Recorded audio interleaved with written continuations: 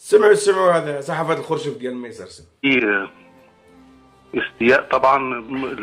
كان في بعض الجماهير متاثره بما حدث في بطوله افريقيا في المغرب، فادى ذلك الى الاداء العنصري السيء من الجماهير الاسبانيه المعروفه. انا اسف، ان هي جماهير مش عنصريه. ايه علاقه اللي حصل في المغرب باللي حصل في ماتش مصر يعني؟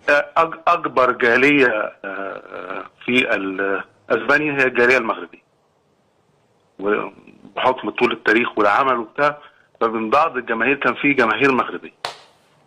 فبرضه عايزين نكرر ان اي حد يمثل بلد. وزيدوا تسمعوا هذا. لما لا المنتخب السنغالي نلعبوا معاه هنا في تيزي وزولا في نيلسون مونديلا، ويجيب كاس افريقيا ونحتفلوا كيف. ما عندهمش واحد التشابه. هذو صحافة الخرشف ديال مصر، صحافة الخرشف، وهذو صحافة الزيكو، ولكن يتشابهوا، عندهم واحد الملتقى كيف. هذا دروك ماشي حلوف، هذا المصريين ماشي حلال، فهذا يقول لك اعلامي. قبل ما غادي نبدا في الاخر، راني نعدل هذه الخلفيه، غادي نعدلها تكون زينه ان شاء الله باذن الله. المهم ندخل في صحافه الخرشف. هذا الانسان هذا ديال صحافه الخرشف قال لك اودي المغاربه هما اللي دخلوا وسفروا، وهما اللي ما فهمتش واش دخل المغاربه، لانه المنتخب المغربي كيلعب هذيك الوقيته، والمغربي يمشي يشري التيكي باش يدخل، يشري 100 اورو باش يدخل يتفرجك انت. شكون انت؟ وزيد بزياده كانوا يتفرجوا في بلادهم ديك الوقيته كتلعب نفس الساعه، يعني باش تعرفوهم بالله هذاك اللي وريته لكم ديال الخرشف المصري وصاحبه الزيكو ديال الزريبه ديال الاعلام ديالنا كيف يعني ما فيهمش واحد قال لك خاصو يستقبل السنغال تلعب معاه ماتش في الجزائر ومن هي، الاخر قال لك المغرب الجمهور ديال المغرب يدخل، يعني باش تفسرها باش تعرفهم بالله هذيك الهجمه اللي كانوا دايرين على المغرب كانوا خالصين عليها، ولعد ساعتين هذا راهم ضاربين الطم وخالصين وضاربين الطم، يعني ما يقدروش يهجموا على اسبانيا، لا هما لا حفيظ الدراجي ما قدرش يهجم. حفيظ الدراجي ما كتب حتى شي حاجه على الكلام ديال العنصريه، ما كتب حتى شي حاجه على الشغب الجماهير اللي دخلت الملعب في تورينو وشويه نصح الشباب، ما كتب والو، ما دار حتى شي حاجه. هدف خالص عليه هو المغرب ضرب واحد فيلات تما في قطر وفلوس كذا من هذيك اللي كانوا يفيرسيوهم له، هدف ديالو خاصو المغرب. الا كانت شي حاجه على المغرب راه يكتب، ما كانش راه مريح. هذا هو الهدف.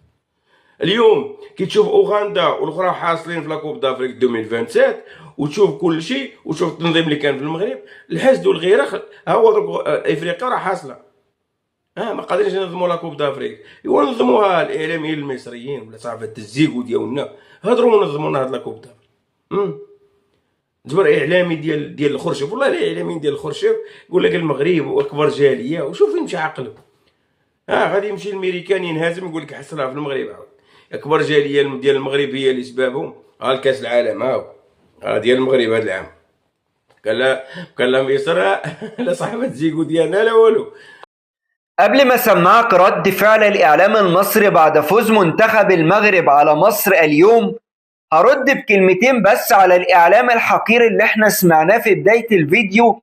إعلام مصر حقير، غير مؤدب وغير محترم، وهو لا يمثلنا على الإطلاق كمصريين، هو يمثل نفسه فقط لا غير.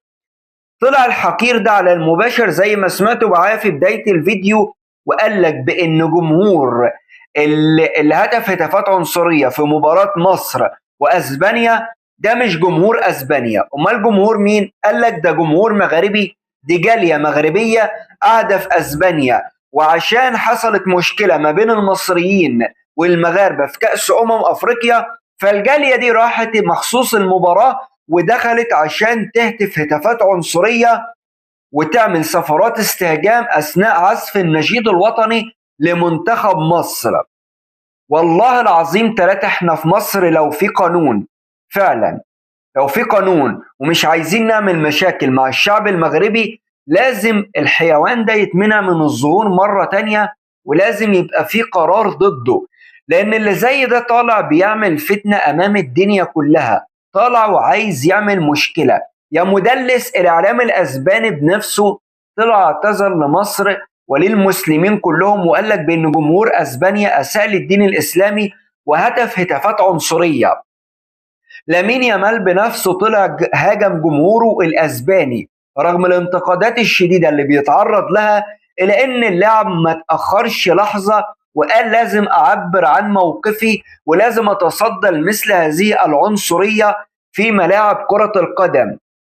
تيجي يا مدلس يا حيوان يا حقير، بدل ما تدافع عن المغرب أو بدل ما تدافع عن مصر وبدل ما تدافع وتقول إن إحنا ضد العنصرية، طلع تقول بإن اللي عمل كده جمهور مغربي، طلع تقول بإن دول جمهور من المغرب مش من أسبانيا، على الرغم من إن الاتحاد الأسباني لكرة القدم اعتذر لمصر واعتذر للمسؤولين، ولامين يامال طلع هاجم جمهوره وبدر في المؤتمر الصحفي لاعب برشلونة ولاعب منتخب أسبانيا، قال لك بأن ده سلوك مرفوض، خاصة بأن أسبانيا في يوم من الأيام هتنظم بطولة كأس العالم.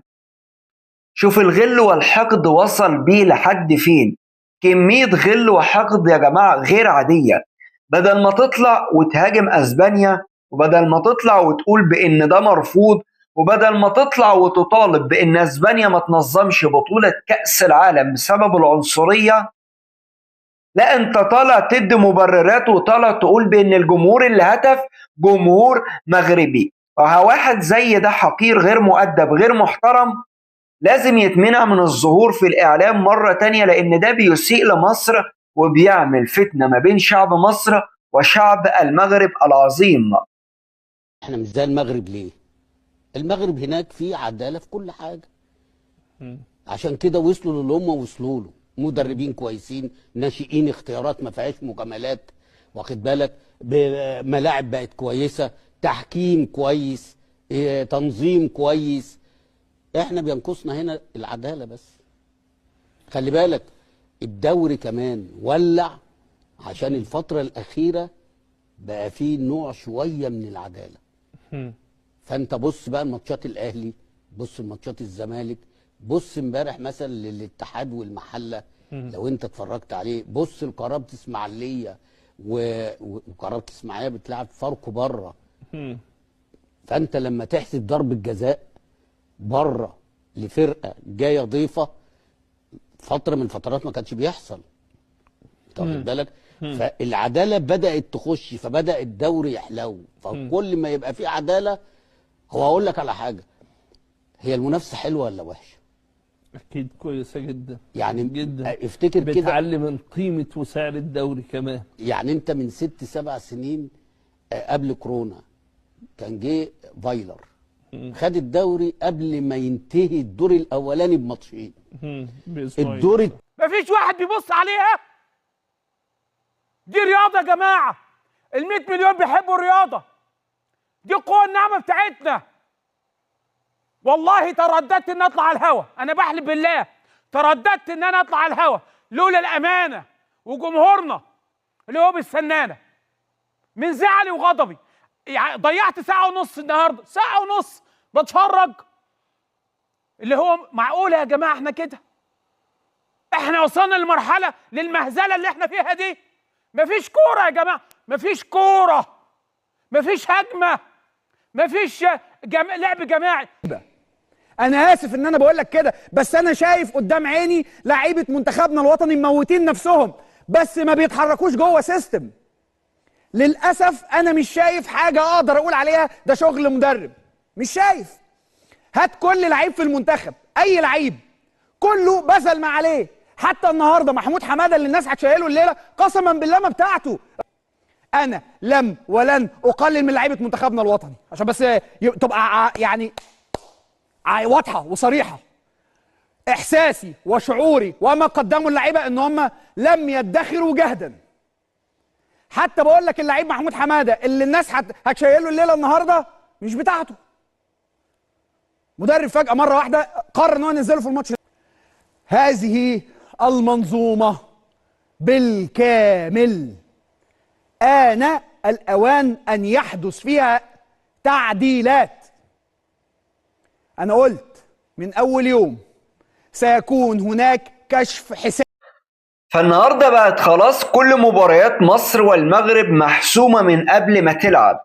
أنا قلت لك من قبل وما زلت عند رأيي، المباراة الوحيدة اللي نتيجتها محسومة من قبل ما تبدأ هي المواجهة اللي بتجمع ما بين مصر والمغرب في الفوتسال، في كرة القدم، في مختلف الأعمار السنية. كل مباراة بتجمع ما بين مصر والمغرب اعرف بان المغرب بيكسب من قبل ما يلعب، اعرف بان في تفوق مغربي، اعرف بان في اكتساح مغربي، وبان مفيش وجه للمقارنة. فعلا مفيش وجه للمقارنة، وهناك تفوق واضح مغربي على مصر في الفترة الأخيرة، ودي حقيقة ولازم كل الناس تعرف الكلام ده كويس. النهارده الإعلام المصري المدلس اللي حصل ده فضيحة بكل ما تعني الكلمة من معنى. فضيحة انك تطلع تتهم جمهور المغرب اتهام زي ده. لا، الموضوع ده انا بقولك ان هو ما ينفعش ان يمر مرور الكرام، لازم يبقى في وقفة، ولازم يبقى في قرار من المجلس الأعلى لتنظيم الإعلان، ولازم الإعلام الحقير ده يتمنع من الظهور مرة تانية، لأن ده أساء لكل من هو مغربي، أساء لكل من هو مغربي، واتهم المغاربة اتهام خطير جدا. عارف يعني انت تقول ان المغاربة هم اللي افتعلوا الأزمة في مباراة أسبانيا ومصر؟ وده مش حقيقي. المغاربة ما عملوش كده أبدا، المغاربة ما لهمش علاقة تماما باللي حصل. لكن الإعلام الحقير للأسف الكاره للمغرب بيحاول طول الوقت إن هو يصدر هذه الصورة. كل التوفيق لكل من هو مغربي. ديما مغرب، أشوفكم في فيديو جديد.